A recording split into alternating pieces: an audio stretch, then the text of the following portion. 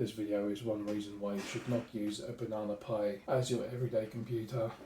Why? What? I think a reboot's required. Hello and welcome back to my office. So a few days ago, maybe a week ago now, I can't remember, made a quick video about how I managed to convert this, let's call it lockdown piece of computing hardware into something that's a bit more user-friendly. That should, oh yeah, okay, the contrast, yeah, it'll be fine. I've not really had a chance to play with this apart from connecting it to Wi-Fi and enabling SSH so that it can run headless, and I've tested that, so literally just plugging in the power supply to it, leaving it somewhere in range of Wi-Fi, it connects fine. What I've also done is I realized on the board there's actually one of those little micro coax antenna headers, and I happen to have a spare from another whatever I took apart, and I plugged it in and recall where I left the antenna. So the actual antenna sits up against this side. Yeah, no, it's not great this being a metal box, but that did seem to improve the quality, or the strength at least, of the wireless connection. I mean, it's a lot better than the onboard antenna just having, I think it's like a 4-inch cable with a small monopole antenna attached to it. It's like an inch long. It's nothing big. It gets the job done because at the end of the day, it's not the size of the hammer, it's the willingness of the nail. I don't know, you work it out. Here I have a dongle, that's slippery, for a dusty mouse and keyboard. Put this over there, in there. So I'm not going to bother with plugging in network cable because the Wi-Fi should be fine, and my Wi-Fi access point is right there. So it's some power, getting tangled is there.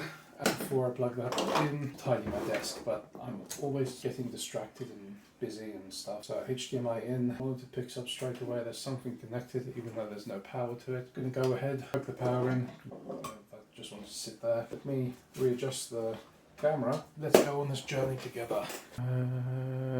Cool. So this is it going through its boot sequence.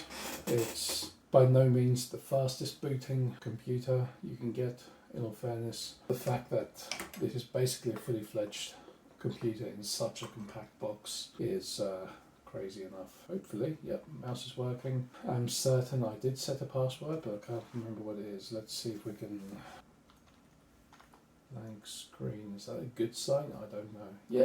Yeah, so that was the right password, which is good considering I set that password and then basically haven't touched the computer. First of all, so this is running what they call Ambient, which is obviously just Debian for ARM processors. It's, from what I saw initially, it's a lot like Raspbian, just with a different look, style, feel, etc. Settings, as you can see, ton of settings, lots of customizations, accessories. I mean, pretty much everything you would expect out the box from a Linux installation. Graphics, oh, it's got GIMP on here. I wonder, actually I'm going to click on GIMP. I want to see how long this takes to load, because even on some fairly powerful computers this can be a bit of a slowpoke.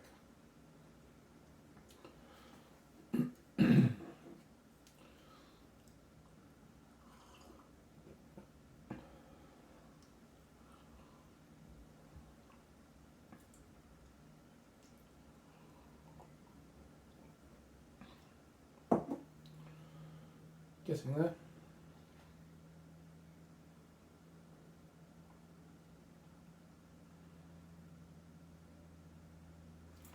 Okay, well, there it is loaded, minus the toolbars. Oh wait, there are the toolbars, so they did take an extra few seconds to come in because there's a lack of graphics rendering. When you resize a window, you can see there's a bit of lag there where the mouse pointer is compared to where the calculated window will be, and then it catches up. So rather than giving you a real-time view of the window, it just gives you this overlay of how big it's going to be, and then once it catches up, bosh, there we go. Okay, that's pretty cool.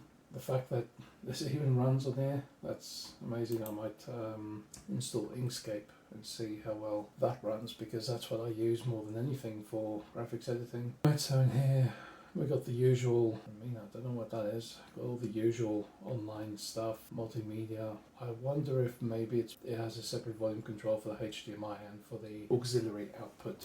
Oh, these are actually two completely different volume controls. What's going on there? I'm sure there's a reason for that being as it is. Yep, Office stuff, usual LibreOffice. Interesting.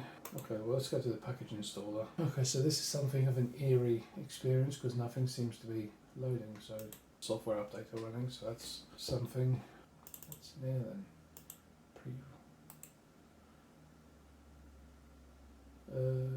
Oh, VS Codium.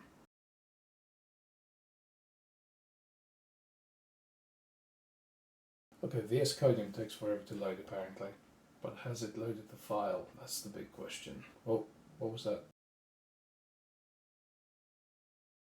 Yeah, that definitely takes a minute to load. I'm sure for some basic stuff, this is very, very functional. I haven't tried any web browsing yet, so let's see how this goes. This is where I'm really expecting it to falter and lag. Just the fact that Firefox is taking this long to load is saying something. There we go. This experience is something. Has it closed? Is it going to close? Let's load up YouTube. I have a feeling this thing is being stressed to death right now. Yeah, so just the act of running. So we have got two instances of Firefox open. Still, it's nearly at 100% CPU usage. Just trying to load. Accept that and see the lagging in the animation there. Okay, so I think it's safe to say that this is not usable as an everyday computer.